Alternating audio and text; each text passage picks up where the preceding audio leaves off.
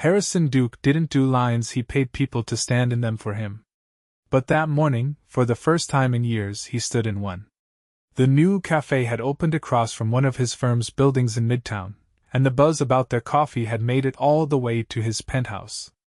So here he was, hands in his pockets, sunglasses on, dark coat over a tailored suit worth more than some people's cars, waiting behind a woman juggling a stroller, and a man loudly arguing with his smartwatch. He could have walked away. Should have. But then his eyes landed on her. Behind the counter, moving quickly between machines, was a woman with chestnut waves pulled into a messy bun and flour on her cheek. She laughed loud, unfiltered, real, as she handed a cappuccino to a customer. Her name tag read, Aubrey. Next, she called out, her voice cutting through the indie music playing overhead. Harrison stepped forward. Hi there. What can I get for you? She asked, her eyes finally meeting his. The moment hit harder than it should have. He'd been in rooms full of CEOs, celebrities, and royalty. He'd closed deals worth millions with a handshake and a stare. But none of them had ever looked at him the way she just did, like she wasn't trying to impress him or figure out who he was. Americano, he said, clearing his throat. Hot or iced? Hot. Strong. She grabbed a cup, scribbled something on the side, and moved fast. No flirting. No lingering glances. Just a professional, focused energy that somehow made her even more magnetic. Name? She asked, pen hovering. He hesitated. Harrison. She wrote it down, then glanced at him again. You look like a Harrison. He raised an eyebrow. Is that a good thing? Depends on the day. She grinned, sliding the cup down the counter. You'll find out in about 3 minutes. He stepped aside, watching her work. Efficient. Unbothered. She didn't know who he was, he could sense it. Most people in the city did. His name was on real estate signs, gala invitations, and Forbes lists. But she was treating him like a regular guy. And weirdly, he liked it. When she handed him his coffee, their fingers brushed for half a second. Not enough to mean anything. But it did. Thanks, he said, voice lower now. Hope it's a good day, Harrison, she replied, already turning to the next customer. He walked out, but something tugged at him. That laugh. That confidence. That spark. He came back the next morning. And the morning after that. By the end of the week, she didn't ask for his name anymore. She just looked up, nodded, and said, Strong Americano, right? He nodded. You remember. I remember people who tip well and don't take calls at the counter. He chuckled. Guilty as charged. You're always dressed like you're about to fire someone, she added, eyes teasing. I might be. She laughed again, and he felt that same strange pull in his chest. Ever drink coffee sitting down? She asked him one day, wiping her hands on a towel. He blinked. I don't usually have time. Make time. So he did. Every morning, he sat at a corner table with his Americano, pretending to check emails while watching her charm every single person who walked through that door. Aubrey Collins, 28, bakery trained, and co-owner of the Café with her best friend. He learned that in week 2, when she finally let him stay long enough to talk past the drink order. You own this place? He'd asked, surprised. Half of it. My best friend and I opened it last year. We wanted something real. Not another chain with fake smiles and stale muffins. It's working. She shrugged. We're still standing. So that's something. He wanted to ask more. He stayed longer. And then one morning, when she walked out from the back with a flour-dusted apron and a tray of fresh croissants, she paused. You don't strike me as the type who has time for routine. Maybe I needed one, he said. She looked at him for a moment, really looked, and something shifted between them. That afternoon, his assistant barged into his office. You've been late to every morning meeting this week, she said, frustrated. Harrison didn't even glance up. Reschedule them. For what? Coffee? He didn't answer. The next day, he walked into the cafe just as the rain started. Aubrey was behind the counter, her curls a little more wild than usual, her sweater rolled at the sleeves. She looked up and smiled this time, softer. "I saved you a croissant," she said. "You didn't have to. I wanted to."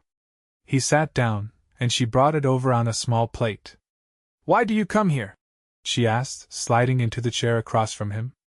The cafe was quieter now, between the morning and lunch rush. "Because it's the only place I've found where people don't pretend." She tilted her head. "Is that your way of saying you like my coffee?" "I like a lot of things here." Her eyes flickered to his, uncertain now. "I don't know what you do, Harrison. But you're not just some guy in a good suit. I can feel it. Do you want to know?" She hesitated. "Only if you want to tell me." He leaned back in his seat. "I run a real estate and investment firm. I'm wealthy." "How wealthy?" "Millionaire. Several times over." She blinked. "Wow. Okay. You okay?" "Yeah, just. I figured you were important. Most guys don't check their Rolex when they wait for their espresso." He laughed, surprised by how relaxed he felt around her. "So, what now?" she asked. "I'd like to take you to dinner." She looked surprised. "Like a real dinner?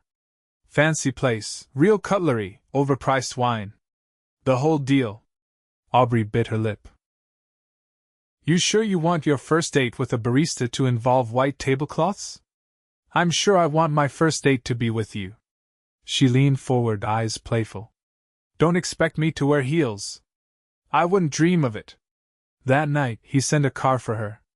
She showed up in a navy dress, hair down, nervous but glowing. He took her to a rooftop restaurant with city views, jazz playing soft in the background. They talked for hours about her childhood in Vermont, his start in business, their favorite movies, worst dates, best memories. At one point, she laughed so hard at his story about a disastrous yacht party that her wine nearly spilled. And then, outside the restaurant, when the wind tugged at her dress and she looked up at him with those wide, curious eyes, he kissed her. It was slow. Certain. Like he'd been waiting for that moment since the first time she handed him a cup of coffee. When he pulled back, she was still smiling. "You're trouble," she whispered. "So are you." And just like that, the millionaire and the barista started falling fast. The first thing Harrison noticed when she opened her apartment door wasn't the worn hardwood floors or the faint scent of cinnamon lingering in the air, it was the piano. Upright, slightly scratched, but polished to a shine, it sat against the far wall near a bookshelf overflowing with paperbacks and sheet music. "You play?" he asked, stepping inside. "Only when no one's listening," Aubrey replied, tossing her keys into a ceramic bowl and slipping off her boots. "And I'm serious about the no judgment rule. I don't judge music," he said, glancing around. "Just real estate." Her apartment was nothing like the high-rise penthouses he was used to. It was warm. Lived in. The couch had a throw blanket that didn't match the cushions. A half-finished puzzle sat on the coffee table. Plants crowded the windowsill like an audience leaning in for sun. "You want tea, or are you one of those people who thinks anything without caffeine is a waste of time?" she asked, heading toward the kitchen. "I'll take tea," he said, watching her as she moved. "Surprise me." She did. Mint with honey. No explanation, no apology. Just handed him the mug like she'd done it 100 times, and settled onto the couch, curling one leg under herself.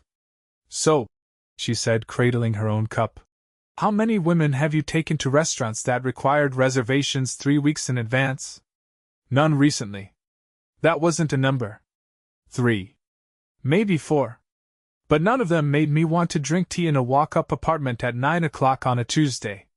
"Careful," she said, raising an eyebrow. "You're starting to sound like someone with feelings." He didn't answer. He was too busy watching the way the light from the lamp caught the gold flecks in her eyes. She cleared her throat. "You always this quiet when you like somebody? I'm not used to liking people who surprise me." She laughed, soft and low. You really need to get up more. He leaned back, their knees almost touching. I don't think I need more people. I think I just needed the right one. Aubrey didn't reply at first. She looked down at her tea, then back up at him. I don't do flings, Harrison. Neither do I. I mean it. I've had enough half-hearted men to last me a lifetime. If you're just here because I'm different from whatever you're used to, I'd rather you say it now. He set his cup down. I don't waste people's time. And I don't play games. I'm here because I want to be. You're not a distraction. You're a reset. She studied him for another long moment, then gave a slow, almost reluctant nod. All right. Then we're doing this. He reached for her hand. She didn't pull away. The next few weeks blurred into something neither of them had expected. He still ran meetings, still answered calls in the back of sleek black town cars, but now, his mornings began with her smile. She'd meet him with 2 coffees, one for him and one for herself, before the sun even fully rose. Some mornings they barely spoke, just watched the city wake up from the corner of her cafe, the world quiet around them. Other days they'd walk 3 blocks together before parting ways, pretending they weren't already thinking about when they'd see each other again. Then came the gallery night. He hadn't planned on taking her. It was a fundraiser for one of his firm's philanthropic branches: art, finance, champagne. The usual suspects. But then she'd mentioned she used to sketch when she was younger, and that was all it took. Wear whatever you want, he told her when he picked her up in the car. I'll be the overdressed one. She stepped out in black pants and a silver blouse that shimmered every time she moved. She wore no jewelry, no heels, no pretense.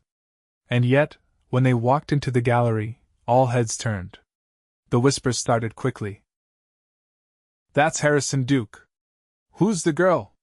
Is she someone new? Aubrey noticed. Of course she did.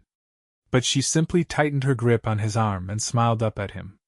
You ready for the elite parade? She whispered. They're just people with better credit scores, he whispered back. Inside, the art was modern and bold, massive canvases with violent streaks of color, sculptures that made no sense but sold for 6 figures. Aubrey paused in front of a painting that looked like someone had thrown paint from across the room. This one feels like tax season. He laughed, genuinely. It's called Chaos and Stillness. Sounds like someone was trying to justify their toddler's tantrum. Remind me never to take you to an auction. She glanced around. Do they always look at you like that? I stopped noticing. Well, I haven't. And I'm not sure I like it. He looked down at her. We can leave. No, she said firmly, surprising him. If they're going to stare, let them stare. I'm with the most interesting man in the room. They can deal with it. He leaned down, his lips brushing her temple.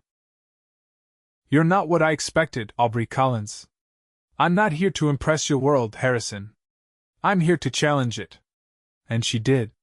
Over the following days, she pushed him in ways no one else ever had. She asked questions no one dared ask about his past, his regrets, what he was afraid of. She wasn't impressed by his wealth or intimidated by his connections. If anything, she forced him to look at the parts of himself he'd buried under meetings and mergers. One night, after a late dinner at her place, homemade gnocchi she insisted he help roll, she opened a drawer and pulled out a sketchbook. I haven't shown anyone this in years, she said, flipping to a page. But you make me want to share parts of myself I forgot existed. He took the book gently, studying the pencil lines. Faces. Moments. A woman on a subway platform, a child with a balloon, a man alone at a window. These are beautiful, he said, voice low. They're pieces of people I noticed once and couldn't forget. He turned the page and froze. It was him. Sitting at her cafe, head down, hand around a coffee cup. The lines captured something he didn't even know showed tension, solitude, yearning. You drew this? I didn't know who you were yet. You just looked alone. He looked up at her, and something inside him broke open. I was. She reached out, touched his cheek. Not anymore. That night, they didn't speak much. They didn't need to. He stayed until morning, waking up to the sound of her humming in the kitchen, barefoot, hair messy, completely at ease. But nothing this good stayed untouched for long. A week later, his assistant appeared in his office with a folder. She's on the invite list for the auction next month. Are you bringing her? I am. Then you should see this. He opened the folder. Inside were property records, debt reports, and a lawsuit from 3 years ago. The cafe had almost gone under. Aubrey had taken on a silent partner, someone with a questionable background who'd sued for breach of contract when she tried to cut ties. She's clean now, his assistant said carefully. But the story's out there. If the press finds out you're dating someone with a financial scandal in her past, I don't care. This could affect your foundation. Your investors. I said I don't care. But inside, something twisted. He trusted her. He did. But why hadn't she told him? That night, he showed up at the cafe after closing. She was wiping down tables, her hair pulled back, sleeves rolled up. Hey, she said, surprised. Didn't think I'd see you tonight. We need to talk. She paused, sensing the shift. What's wrong? Why didn't you tell me you were nearly sued for fraud? Her face went still. Because it wasn't fraud. And because I didn't think you'd look me up like I was a business acquisition. I didn't. Someone brought it to me. And you believed them? I didn't say that. You didn't have to. Silence fell between them, thick and heavy. I trusted you, she said quietly. I told you things I don't tell anyone. And you didn't even ask me. You came here with accusations. I came here with questions. No, you came here with doubts. He stepped back, jaw tightening. I've spent my life being careful, Aubrey. People use me. Lie to me. And when something like this shows up, I'm not people. I'm me. He looked at her, heart pounding. Then tell me everything. No secrets. She hesitated, then nodded. Fine. But you'd better be ready, Harrison. Because once I start, you don't get to walk away. I took out the loan because we were drowning. Rent had tripled overnight, our fridge broke down, and our distributor backed out with no notice. I didn't have family to call. I had 2 choices: fold or figure it out. Aubrey's voice was steady, but her eyes didn't flinch as she stood across the empty cafe floor, sleeves still rolled from closing. Harrison watched her, unmoving. So I found someone. A silent investor, or so I thought. He promised to back us for a year in exchange for 10%. I was desperate and stupid. I signed without reading the fine print. What was in it? Harrison asked, his voice quieter now. A clause that gave him veto power over any financial decisions. He wanted us to start franchising. Said we had potential for national expansion. I told him no. We weren't built for that. He threatened to sue for breach of contract unless I agreed to a buyout. I emptied my savings and paid him off. She stepped toward him, slow and deliberate. I didn't hide it to protect myself. I didn't tell you because I didn't want to be reduced to that moment. I didn't want you to see me as some risk you had to analyze. You should have told me. And you should have trusted me. They stood in silence for a long moment, the hum of the refrigerator the only sound between them. Finally, Harrison exhaled. You're right. Aubrey blinked. What? I didn't give you a chance to explain. I got scared and went looking for reasons to keep my distance. That's on me. She crossed her arms. Why do you do that? What? Pull away when things start to matter. He hesitated, then sat on the edge of a nearby chair, his hands clasped. Because the last time I let someone close, they left with a piece of me I never got back. Aubrey's posture softened, but she said nothing, letting the silence stretch. She was someone I met in college. We started a business together. It grew fast, too fast. She wanted to sell. I didn't.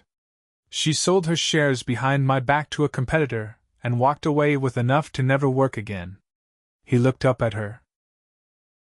I built everything after that from scratch. Alone. I told myself I was better that way. But you're not. No, he said quietly. I'm not. Aubrey moved toward him, her hand finding his. You don't have to prove anything to me, Harrison. I'm not here for your empire. I know that now. I'm here because when you walk into a room, I feel like I can breathe. And when you're not around, I miss the way you look at me like I'm not just part of the background. He stood slowly, still holding her hand. I don't want to be the man who questions you. I want to be the one who believes in you, even when it's hard. Then stop running. I'm done running. She leaned into him, her head resting against his chest. For a while neither of them spoke. And in that moment, surrounded by chairs flipped onto tables and the scent of espresso lingering in the air, something between them reformed stronger, sharper, real. The following week, he surprised her with a visit after closing. This time, he didn't come alone. This is Sloane, he said, stepping aside to reveal a woman in her 50s with steel-gray hair tucked into a twist and tortoise-shell glasses perched on her nose. She's an independent consultant. I asked her to meet with you. Aubrey raised an eyebrow. About what? Expansion. On your terms. Sloane stepped forward, offering a hand. I specialize in boutique growth for small businesses. Harrison told me a bit about your story. I think your shop could thrive with the right support, but only if you want that. Aubrey looked between them, stunned. You brought me a consultant? I brought you someone who knows how to amplify without erasing. And she doesn't work for me. She works for you. Later, once Sloane had left and her head was still spinning from terms like scalable footprint and urban market penetration, Harrison lingered by the cafe door. You didn't have to do that, Aubrey said, folding her arms. I know. You're not trying to fix me, are you? No. I'm trying to invest in you.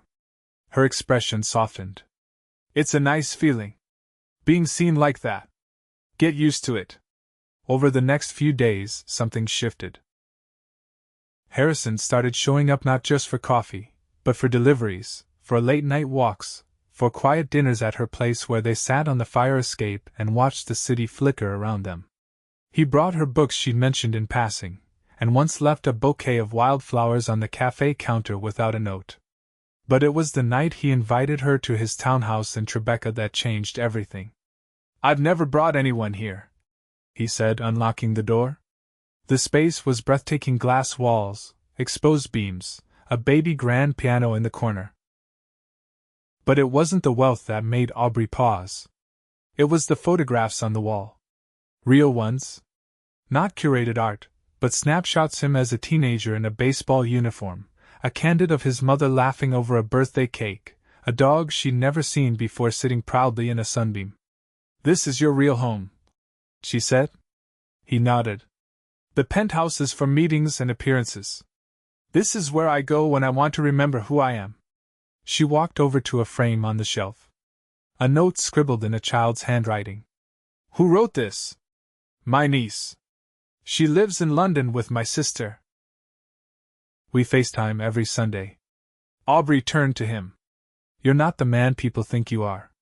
No, he said, stepping closer. I'm not. But with you, I don't have to pretend. They ended the night slow dancing in his living room, no music, just the rhythm of their breathing and the city below. But just as everything seemed to find its rhythm, a storm came. One rainy afternoon, Aubrey's business partner Mara burst into the cafe with a wet coat and a panicked expression. Did you check your email? What's going on? Aubrey asked, trying her hands. It's starting again. That investor? He's back. He's trying to say we violated the original buyout terms. He's threatening to sue. Aubrey's stomach dropped. He can't. We settled everything. He found a clause. Or he's bluffing. Either way, he's making noise. And we don't have the resources to fight him again. Aubrey called Harrison. I need to handle this myself, she said immediately, before he could speak. I can help. I know. But if I let you step in, this place stops being mine. She met with lawyers. She pulled every document she had. She even visited the investor's office, demanding answers. It was brutal and exhausting and nothing like baking or serving lattes. But she didn't quit. Days passed. Harrison checked in, but gave her space. Until finally, one evening, she walked into his office and dropped a folder on his desk. "It's done." He looked up. "You won?" I settled. He backed down once I showed him the paperwork. Turns out he didn't expect me to have a spine. He stood and walked around the desk, pulling her into his arms without another word. "I've never been more proud of anyone," he murmured against her hair. "I almost gave in," she whispered. "But then I thought about the way you look at me. Like I'm someone who doesn't flinch. You are." They stood like that for a long time, two people who had fought their own battles, now standing on the other side. Together. And in that quiet, something unspoken passed between them. This wasn't just about coffee anymore. Or business. Or proving something. It was about choosing each other again and again, even when it was hard. Aubrey stepped into Harrison's office in a navy trench coat, her cheeks pink from the cold wind outside. She held a paper bag in one hand and a small white box in the other. The receptionist had offered to take it, but she'd shaken her head. She wanted to give it to him herself. His assistant had barely looked up before waving her in. "He's in his office." Doors open. She found him standing beside the floor-to-ceiling window, speaking quietly into his headset.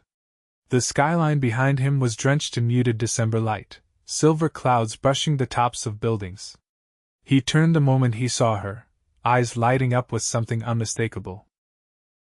He ended the call quickly and crossed the room in 3 strides. "Didn't expect to see you until tonight," he said. "I brought you something." She handed over the box. "It's not fancy." He opened it. Inside were 2 square slices of apple crumble, still slightly warm. "It's your grandmother's recipe, isn't it?" he asked, already recognizing the scent. She nodded. "I found it tucked inside an old cookbook last night. She used to bake it every holiday when I was little. I hadn't made it in years." He took one bite, paused, then looked at her. "This tastes like something sacred." She laughed. "It's mostly butter and sugar." "Sacred enough." He reached for her hand, thumb brushing the back of it. "Come here." She let him lead her to the leather couch near his bookshelf, where 2 antique chess sets sat untouched. "I wanted to talk to you about something," he said once they were sitting. Her brow lifted. "You're not leaving the country, are you? Not unless you're coming with me." "Then I'm listening." He leaned forward, elbows resting on his knees, fingers laced. "I've been thinking about what it means to build something with someone. Not just a company. A life." She tilted her head, watching him. "I have everything I thought I wanted. The penthouse, the cars, the meetings, the deals. But none of it means anything when I come home and the lights are off and there's no one there." Her voice was soft. "You're not alone anymore. I know. And I don't want to waste another second pretending I need more time. Aubrey, I want to build a life with you. I want mornings with coffee you made and nights where we fall asleep with dishes in the sink because we're too tired from laughing. I want the hard days too. The ones where we argue and figure it out anyway." Her lips parted, breath catching. "Harrison." He reached into the inner pocket of his blazer and pulled out a ring box. Not velvet. Not red. Just a simple, elegant slate gray case. He opened it. Inside sat a ring with a gold band and a single vintage-cut diamond, surrounded by 6 tiny emeralds. Nothing flashy. Nothing expected. "My mother wore this," he said. "She gave it to me before she passed. She told me not to give it to someone impressive. She said, give it to someone who sees the parts of you you'd rather hide." Aubrey's hand flew to her mouth, eyes filling instantly. "I see those parts in you too, Harrison." He held the ring in his palm. "Then the only question left is, will you marry me?" She didn't hesitate. "Yes." He reached for her hand, slid the ring onto her finger. It fit perfectly. She leaned in and kissed him, slow, certain, unflinching. When they pulled apart, she rested her forehead against his. "I can't believe I met you over burnt espresso," she whispered. "Best mistake of my life." They announced it quietly at first. No press release. No gala. Just dinner with Mara and Sloane in the back room of the cafe, fairy lights strung across the ceiling and mismatched candles flickering on every surface. Mara cried before the appetizers arrived. Sloane pulled out a bottle of champagne she'd been saving for a damn good reason. Aubrey brought out a tray of almond tarts shaped like hearts, and Harrison, who never liked sweets, ate 3. The real celebration came 2 months later. The wedding wasn't in a ballroom or a vineyard. It was on the rooftop of the cafe where their story began. The same rooftop Harrison had secretly renovated as a surprise over the holidays. He'd added a floor-to-ceiling glass awning, strung with golden lights, and built a small terrace with enough room for 50 people. The night before the wedding, he handed Aubrey a key. "What's this?" she asked, holding it in her palm. "To the rooftop. It's yours now. I had it rezoned and filed under your name." She stared at him. "You gave me a rooftop? I gave you a place to create anything you want. Host events. Late-night jazz sets. Private tastings. Or just quiet. I can't believe you did this." "Believe it. You're not just the woman I love, you're the future I didn't know I needed." The ceremony was simple but stunning. Aubrey wore a cream dress with lace sleeves that brushed her wrists, her curls pinned back with a gold hairpin shaped like a leaf. Harrison wore a charcoal suit with no tie, his shirt collar open, just the way she liked. They wrote their own vows. She said, "I never thought I'd fall for someone in a suit who looked like he could buy the block. But you walked in and saw me. Not the girl behind the counter. Me. And somehow, every day since, you've made me feel more like myself." He said, "You made me stop chasing things that never filled the space. You filled it without even trying. And I will spend every day of our life together making sure you know that." They kissed as the sun dipped behind the skyline. The reception was a blur of laughter, dancing, and one truly terrible karaoke performance by Harrison's best friend. Aubrey's cafe team had made all the food: mini grilled cheeses with tomato shots, lavender cupcakes, champagne cocktails with frozen raspberries. The last dance was just for them. He held her close, her head resting against his heart, the city flickering around them. "I was never supposed to be in that cafe," he whispered. "My driver called out. I stopped because it was raining, and I didn't want to wait outside." She lifted her head to look at him. "And now you're stuck with me forever. Best wrong turn I ever made." The next morning, they left for Paris. Not on a commercial flight. Harrison had chartered a private jet with 2 seats, a catered breakfast, and a note tucked into her seat. To new beginnings. And to never needing a reason to fly. In the months that followed, their life unfolded in quiet, beautiful ways. They hosted art shows on the rooftop, featuring local painters and musicians. Harrison started investing in small businesses like hers quietly, anonymously. Aubrey taught him how to make croissants from scratch. He taught her how to read investment portfolios. She never wore heels. He never asked her to. They still met at the cafe some mornings. She'd hand him his coffee and say, "Strong Americano, right?" And he'd smile and say, "Always." One afternoon, as spring bloomed across the city, they walked hand in hand through the park, past a busker playing violin beneath a tree. Children ran by, laughing, and Aubrey paused to watch them. "I've been thinking," she said. "Dangerous." She nudged him with her shoulder. "What if we added a kids' baking workshop on Sundays? Something casual. Messy. Fun." He grinned. "You want to share your sacred apple crumble recipe with sugar-covered 6-year-olds? I want to create something that lasts." He stopped, turned to face her fully. "You already have." They stood there, in the middle of the city that had brought them together, everything around them moving fast. But they were still. Rooted. Certain. And finally home. Because sometimes, the life you never expected becomes the one you can't imagine living without. The first spring rain arrived with a quiet insistence, tapping against the rooftop windows of the cafe like it had something to say. Aubrey stood behind the counter, her apron dusted with almond flour, and her curls pinned back with a copper clip Harrison had brought her from a trip to Rome. She was finishing a tray of lemon-thyme scones when she felt a familiar presence behind her closer than usual. "Are you wearing cologne to distract me from the fact that you're late?" she asked without turning. "I wore it because I knew you'd notice," Harrison replied, stepping close enough to place his hands on her waist.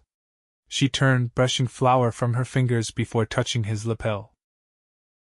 "What are you doing here at this hour?" "I had a meeting downtown. I told them I needed to reschedule. Something important came up." Her brows lifted. "Such as?" He pulled a small envelope from the inside of his jacket and handed it to her. The paper was thick, embossed with a delicate gold border. She opened it and read the contents twice.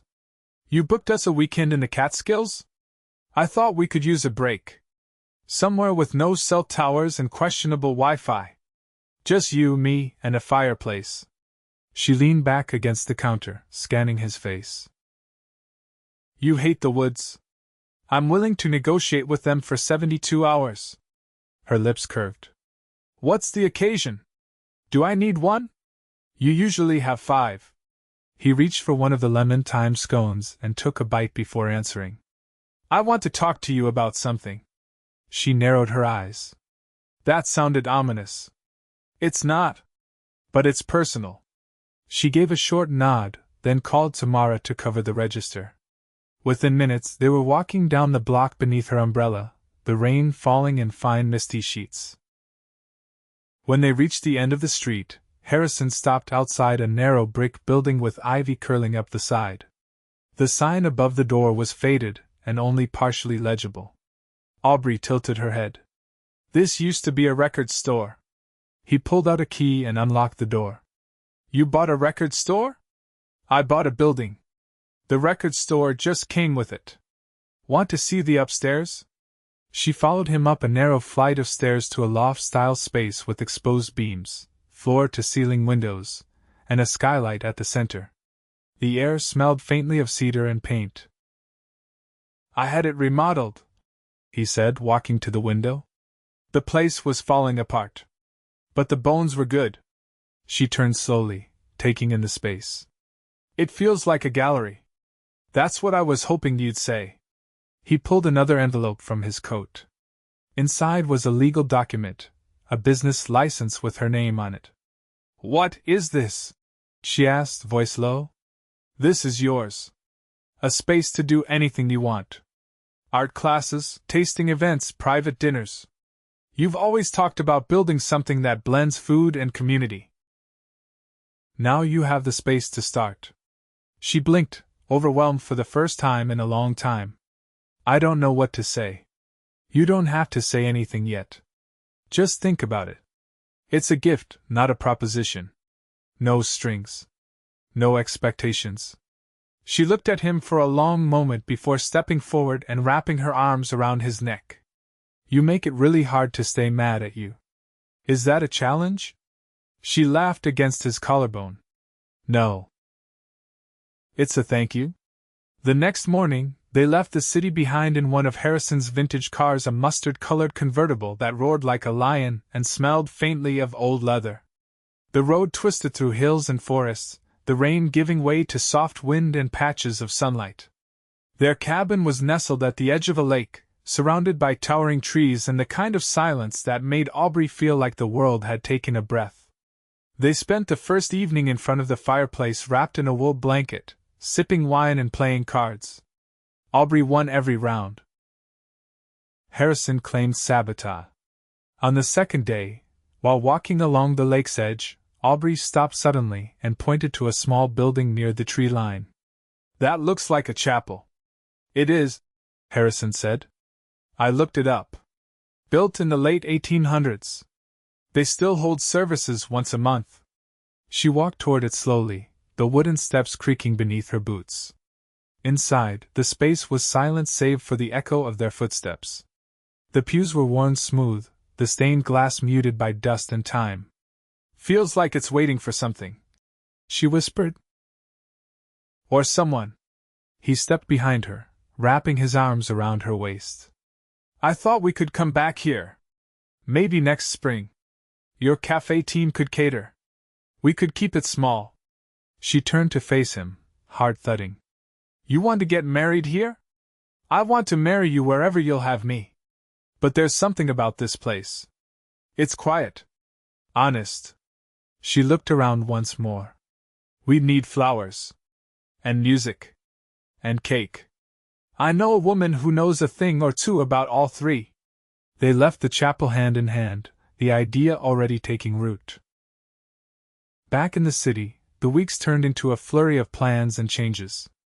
Aubrey began sketching the layout for her new space, her vision unfolding with a clarity that surprised even her. Harrison stayed out of the way, offering resources only when she asked. He was learning how to support without steering, and she noticed. They moved into the Tribeca townhouse together. Slowly, naturally. Her things appeared on shelves, her shoes beneath the bench by the door, her favorite mug beside his on the kitchen counter. There was no ceremony to it, just the quiet merging of lives.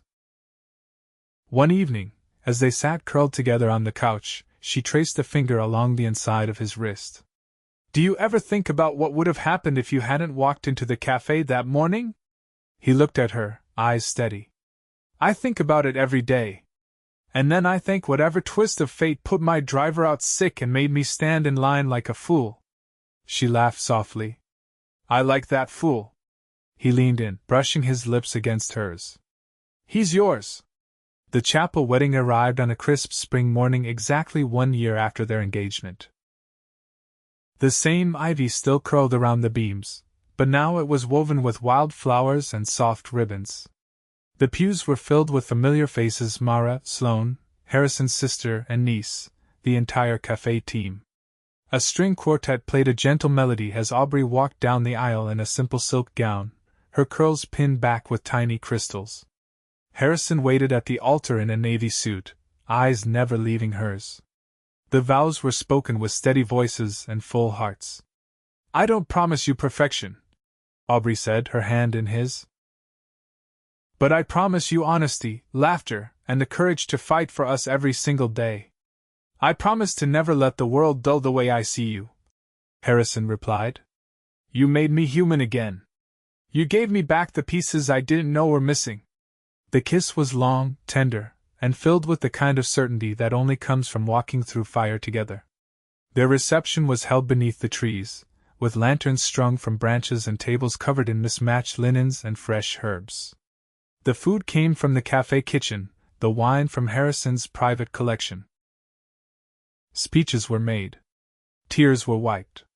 And when the music started, Harrison pulled Aubrey into the center of the wooden dance floor and held her like the world had stopped spinning.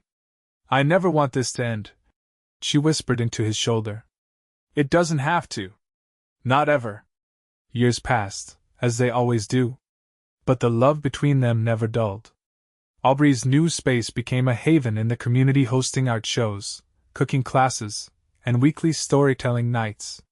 Harrison split his time between his firm and a foundation they started together to support women-owned businesses. They traveled. They built. They created a life so full it spilled over into the lives around them. One quiet Sunday morning, years after that first coffee order, Harrison woke to find Aubrey sitting at the piano in their townhouse, her fingers moving slowly over the keys. He leaned in the doorway, arms crossed. You always play when I'm asleep. She looked over her shoulder and smiled. Not today. He walked to her, slid onto the bench beside her, and placed a hand over hers.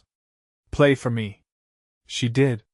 As the music filled the room, soft and unhurried, Harrison closed his eyes and listened. To the melody. To the woman beside him. To the life they built. And for the first time in his life, he wanted for nothing.